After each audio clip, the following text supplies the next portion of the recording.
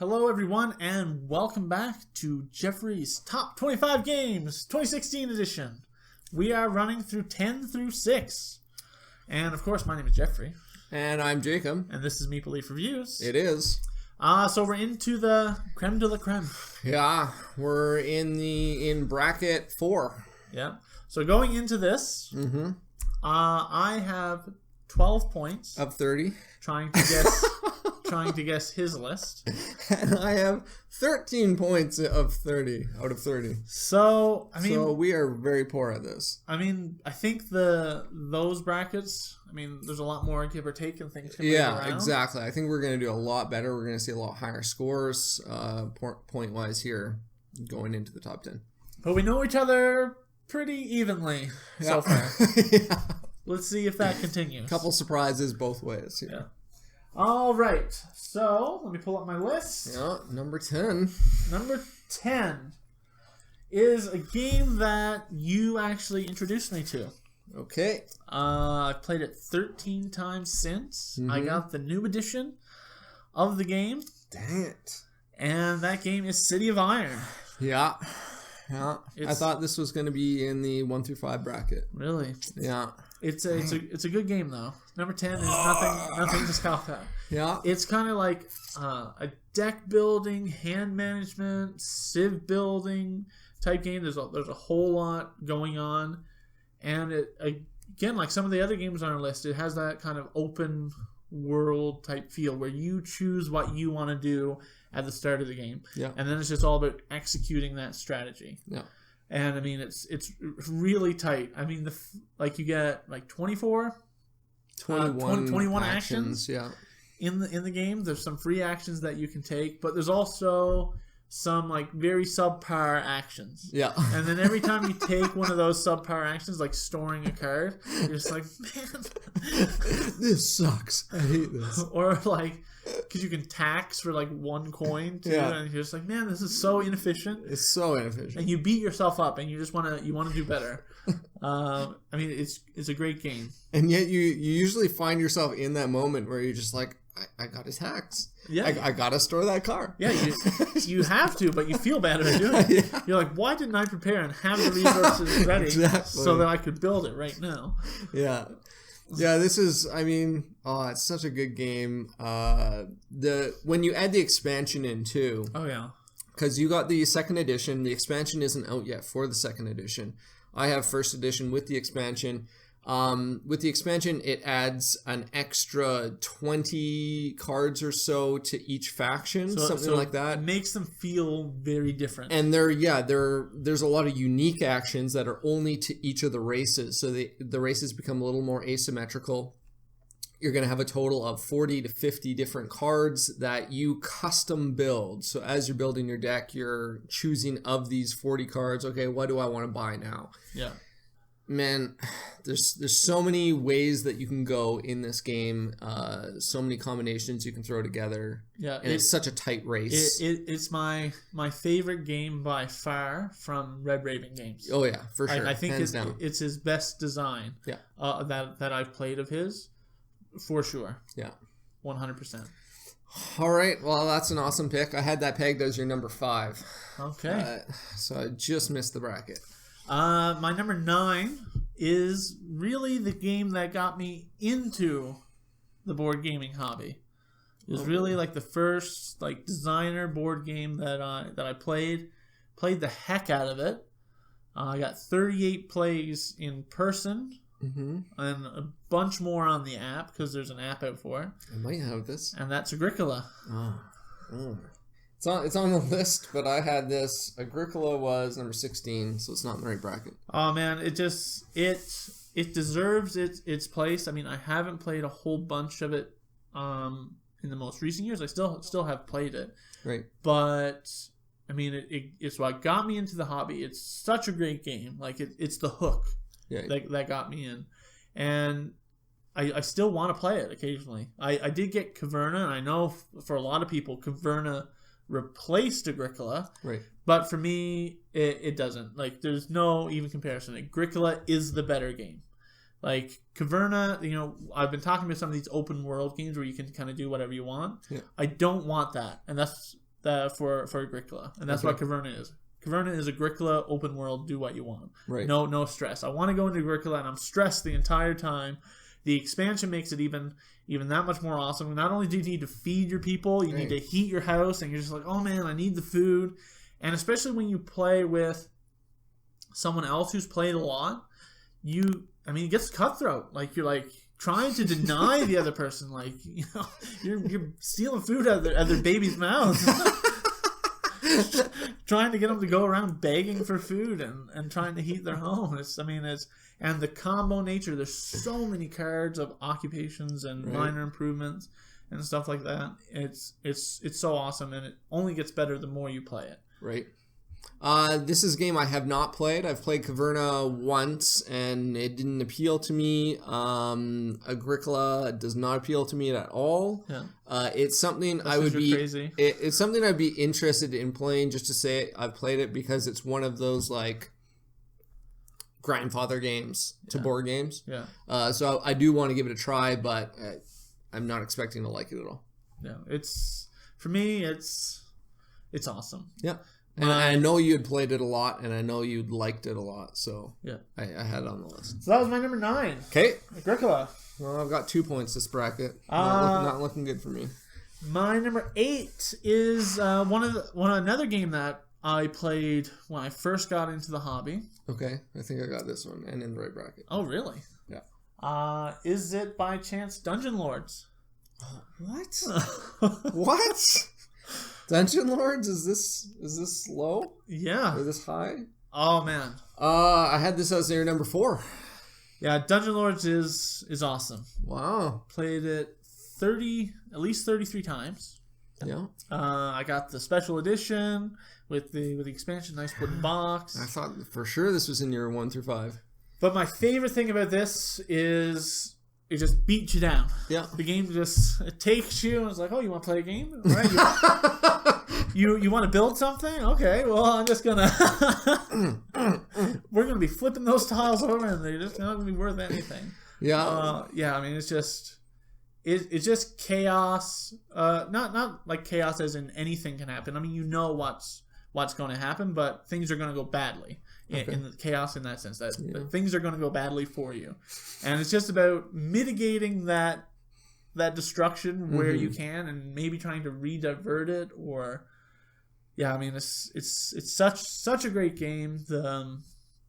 Where you select your actions and you put them all face down, and then you reveal them one at a time going around. So you're like, you're trying to guess what the other player is going to do. You're trying to anticipate, because different levels of the actions give you better benefits and have different costs. So if you misjudge and you get on the wrong level and you don't have the resources to pay for it, well, you've wasted your action. So it's so cutthroat.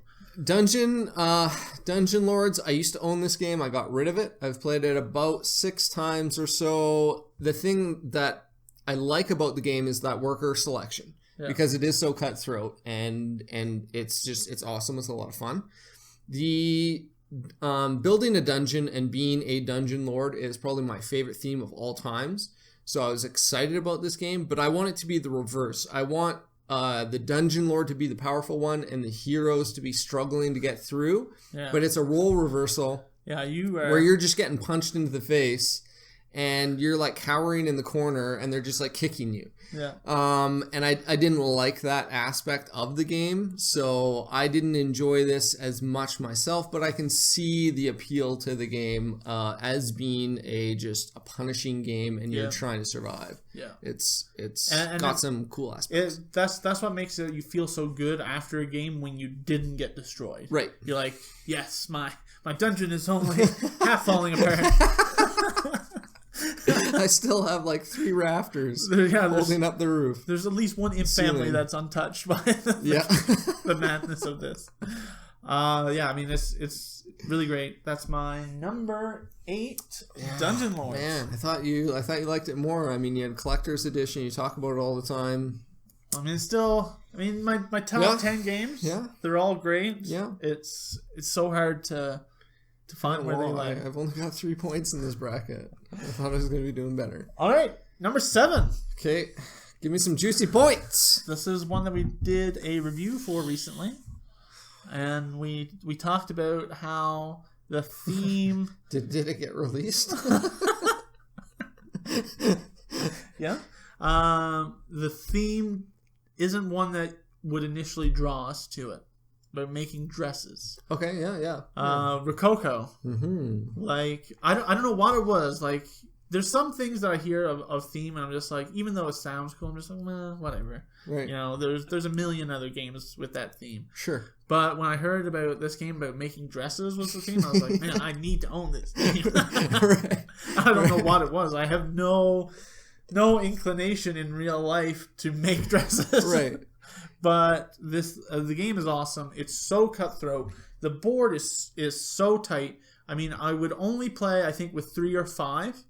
Because there's 2 different sides. There's a 2 and 3 player side and a 4 and 5 player side. Okay. And I think playing with the maximum number on each side makes it that much tighter. Okay.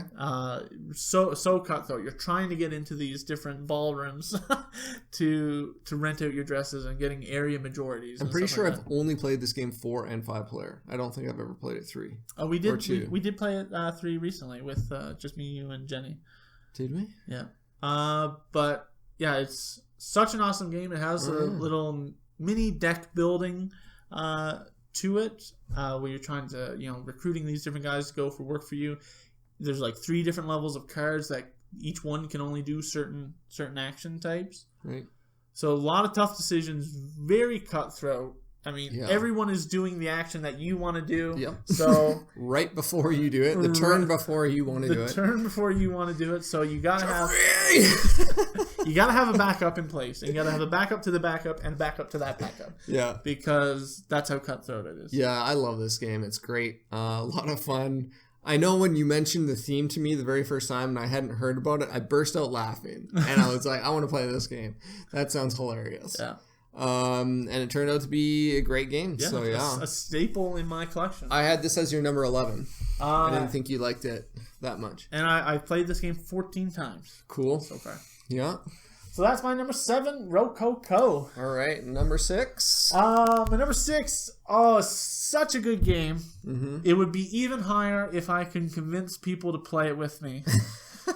But I think people are just afraid that they're going to get trounced. Right. If I play it with them. I know this one. I got it in the right bracket. Yeah? Le Havre. Yes. This is my... Finally. My highest Uwe Rosenberg. Okay. It's my favorite of his. It's so just awesome. Right. Is the word. It's cutthroat again. Like, especially 2-player. I play mostly just 2-player. I think that's where it really shines.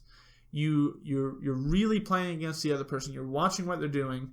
If I stay an extra couple rounds in the wharf, they can't build a ship. They're going to be hurt and they're going to take some loans. Mm-hmm. And that's how I love to play. I love trying to just do something that's gonna hoop them. That they're gonna be like, why are you still there? Yeah. And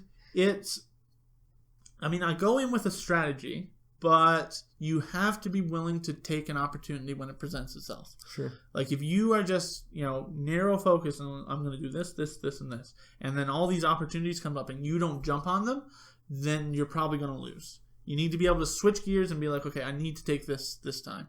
And you can't be afraid to, go a few rounds taking loans and, just being like, screw it, I'm not feeding my people this round. They're going to be begging for some money. Because unlike Agricola, where doing that in Agricola, you've lost the game, in Le Havre, it's not the same. You don't lose the same amount. And it's very, very viable to take a whole bunch of loans, pay them off at the end of the game. Or I've played a few games where I haven't taken any, but vast majority I take loans all the time. Right. But it's such an awesome... I have played this game 48 times in person. Plus, I've probably played at least another 50 times on the app. Wow. The app is such a good implementation to the game. So I'm close, if not over 100 plays. Wow, that's crazy. Of this game. This is a game I've never played. And as Jeffrey mentioned, I'm scared to play him. Because every time he talks about the game, he's just like, oh yeah, I played this game like 5 more times. I crushed them. I crushed them all. And I'm just like, oh great. Yeah, I'll pass. It's one of the games I played so much, I no longer, like, I don't have to think about the mechanics anymore. Right. I can look at the board state, and I can see what's going on and what I need to do to get the maximum effect. Right. Yes. Awesome game. Yeah, you love this game a lot, and I know that. For that reason, I do want to play it. Yeah. And I'm just going to have to play it once and just experience getting my ass whipped. I'll help you out. Yeah.